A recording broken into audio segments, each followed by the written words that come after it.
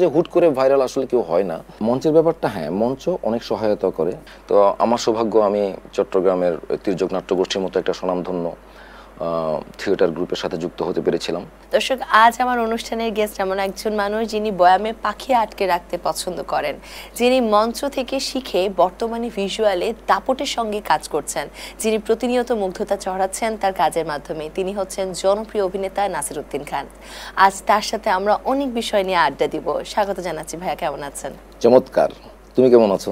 আলহামদুলিল্লাহ, খুব ভালো আছি এবং আপনি আমার সামনে আছেন দেখে আরো ভালো লাগছে। যদিও কণ্ঠে একটু ঝামেলা হয়ে গেছে, কিন্তু মনের খুশিতে আসলে আমি আজ আপনার সাথে বসে আছি, কারণ অনেক কিছু জানার আছে। একদম শুরু করতে চাই সে মঞ্চ থেকে শিখে আসা, এরপরে ভিজুয়ালে কাজ করা, সবকিছু মিলে অভিজ্ঞতা কেমন ছিল, জার্নিটা কেমন?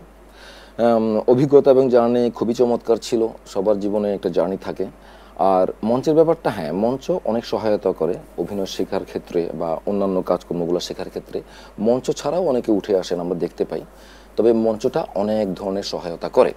যেরকম একটা পরিবারের বেড়ে ওঠার মধ্যে একটা সন্তানকে, মানুষকে যেরকম সহায়তা করে বাবা মা, বড় ভাই বোন এরা।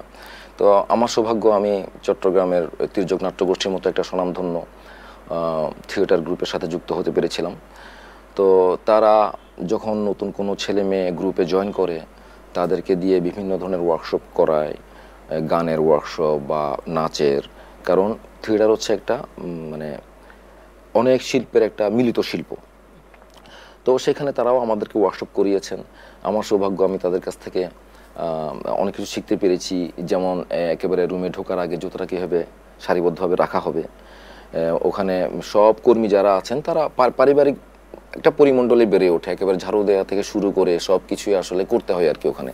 তো সেই জায়গা থেকে আমার খুবই সৌভাগ্য যে আমি এরকম একটা জায়গার স্কুলিং পেয়েছি, যেটা আমাকে পরবর্তী সময়ের মধ্যে আমাকে অনেক সহায়তা করেছে। আর আমি কাজ করতে গিয়ে যেটা আমার উপলব্ধি হয়েছে, কিংবা আমি অনেকে যেটা বলে থাকি, সেটা হচ্ছে আমার ধারণা, একটা মানুষ যদি কমপক্ষে 10 বছর থিয়েটার করেন, তাহলে উনি পরবর্তীতে কন্টিনিউ করেন বা না করেন, সেই অভিজ্ঞতাটা উনি ওনার পরিবার থেকে শুরু করে প্রাত্যহিক কাজকর্ম কিংবা চাকরির ক্ষেত্রে বা ব্যবসার ক্ষেত্রে তার অভিজ্ঞতাগুলো কাজে লাগাতে পারে। মানুষের সাথে মেলামেশার ব্যাপার স্যাপার সব কিছু মিলে আসলে আমি খুব চমৎকার একটা স্কুলিং পেয়েছি। এই জন্য আমি নিজেকে অনেক সৌভাগ্যবান মনে করি। দারুণ। ভাইয়ার কি শুরু থেকেই চিন্তা ছিল যে মঞ্চ শিখে তারপর টিভিতে বা বড় পর্দায় আসতে হবে, নাকি বড় পর্দায় আসার ব্যাপারটা হুট করে হয়ে গেছে? না, এটা কখনোই আমার এটা চিন্তা ছিল না। আমার ধারণা বেশিরভাগ ক্ষেত্রে ওরকম কোনো টার্গেট থাকে না বা চিন্তা থাকে না। যখন শুরুতে একজন শুরু করে, সে হয়তো একটা ভালো লাগা থেকে শুরু করেছে, তার অভিনয়টা করতে ভালো লাগে কিংবা এই ধরনের একটা সাংস্কৃতিক পরিমণ্ডলে থাকতে ভালো লাগে, সে ভালো লাগা থেকে শুরু করা, যেটা পরবর্তীতে হয়তো আমাকে চিন্তা করতে শিখিয়েছে যে ঠিক আছে, তাহলে এটা করেও মনে হয় খাওয়া যায় বা এটা করেও মনে হয় জীবিকা অর্জন করা যায়, যেহেতু অন্যান্য আর অনেক ক্ষেত্র আছে স্ক্রিনের সামনে। তারপর ওটা হয়তো আমাকে সহায়তা করেছিল, কিন্তু আমার আগে থেকে এরকম কোনো চিন্তা ছিল বিষয়টা তা না। হুট করে আমরা আপনাকে ভিজুয়ালি বেশ ভাইরাল হিসেবে পাই বা জনপ্রিয়তা সে খাতায় আপনি নাম লেখান কিছু চরিত্রের মাধ্যমে। ভিজুয়ালে আসলে সিদ্ধান্তটা কি পুরোপুরি হুট করে ছিল, নাকি অনেক দিন ধরে কাজ করা হচ্ছিল? না, হুট করে আসলে সত্যিকার অর্থে তাও আমি যা দেখেছি আমার জীবনের মধ্যে, হুট করে কোনো কিছুই হয় বলে আমার মনে হয় না। হুট করে অ্যাক্সিডেন্টালি দুই একটা জিনিস হয়তো মানুষের জীবনে ঘটতে পারে। যেটা আমার ক্ষেত্রে হয়েছে সেটা হচ্ছে, আমি 95 থেকে থিয়েটারে কাজ করছি। কাজ করতে করতে করতে করতে প্রায় 2010-এর দিকে এসে, 10-এর পরে 11-12 এরকম সময় এসে আমি আমার এলাকায় চট্টগ্রামে কিছু শর্ট ফিল্মে কাজ করি। ওখানে কিছু মেকার ছিলেন, তাদের সাথে। তারপর দু একটা টিভি নাটকে কাজ করি ঢাকায় এসে, তাও পরিচিত গণ্ডির মধ্যে। এবং একটা সিনেমায় কাজ করি, তাও চট্টগ্রামের আমার এক ভাই, ফ্রেন্ড তারেক, ওয়াহিদ তারেক, তার একটা সিনেমায় কাজ করি 14 সালে সম্ভবত। এগুলো হচ্ছে আসলে টুকটাক করছিলাম থিয়েটার করতে করতে, এবং ততদিন আমি চাকরি করছিলাম, যেটা হয়তো অনেকেই জানেন।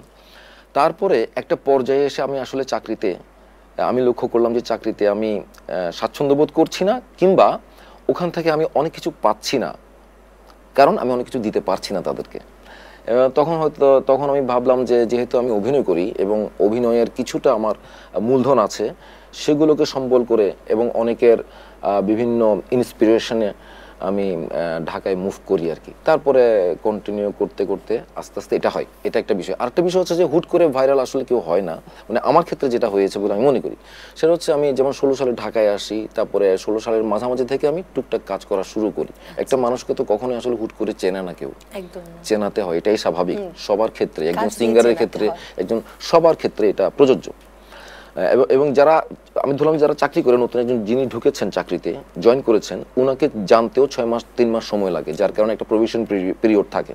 তো এরকম আস্তে আস্তে আস্তে টুকটাক কাজ করতে করতে করতে করতে ওই চরিত্রগুলো দর্শক পছন্দ করছে, এবং আমার সৌভাগ্য হয়েছে যে আমি ওই সময়কার যারা যারা ভালো কাজ করছিলেন তাদের সাথে আমি কাজ করতে পেরেছি সৌভাগ্যক্রমে। তো এভাবে কাজ করতে করতে হয়তো মানুষ চিনছেন, এবং কোনো একটা পর্যায়ে গিয়ে বিশেষ করে 17-18 থেকে শুরু করে আস্তে আস্তে জিনিসটা একটু পরিচিতি লাভ করা শুরু করলাম আর কি।